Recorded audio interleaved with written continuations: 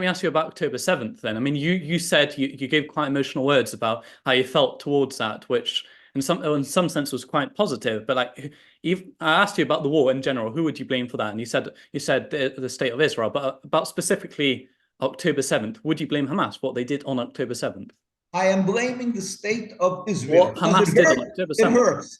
Does it hurt? It hurts Hamas, I'm certain. It hurts Hamas what happened October 7th also. First of all, simply, a lot of their people were killed. It hurts them because, first of all, you don't even know. You don't know. And if you're going to say you know, then it's hubris. It's not true, because the facts on the ground is that they have the Hannibal syndrome. It's called, or something, that the Zionists killed many people. From that 1,200 people that killed, we don't even know how many they shot and killed from their own soldiers and citizens, because they didn't want them to be taken into captivity.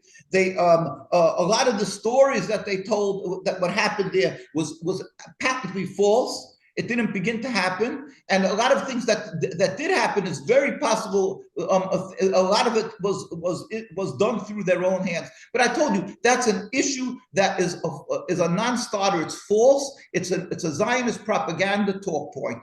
Do you want peace? Do you want no more people to be killed? Jewish people to be killed? Not. I'm sure. I hate to say even in that way, because you don't. I'm sure as a human being, you don't want anybody to be killed. You want to stop this? You want to stop the hemorrhaging? You want to stop this? Then stop playing a Zionist game. These are evil. The occupation is evil, and that is what we are facing. We are facing an occupation that is beyond No, I understand that, but can I ask you? So I'm not going to answer that question that you're trying to get me into the Zionist ploy. I'm not going to play your game.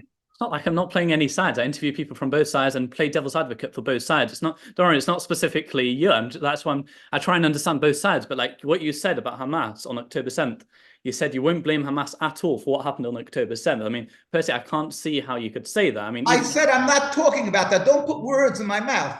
That's why I asked you. I was a little suspicious when I see you coming with the yarmulke, although I'm still not certain who you are. But I'm not. But don't put words in my mouth and say what I said when I didn't say it. I said we're not talking about that issue. It hurts Hamas, it hurts us, it hurts everybody, the Jews that were killed. But we are saying, if you want to stop this wound, this terrible, terrible injustice, the pain, the suffering of every human being, non-Jews, Muslims, Arabs, Jews, you must turn and stop this animal, this that's devouring devouring the everybody, and that is Zionism and their state and their soldiers that they're using to commit these atrocities. This is what you have to talk about, and stop talking about silly issues which is trying to obfuscate and change the subject, and that way you won't be able to save the lives of all the millions of other people that are living there.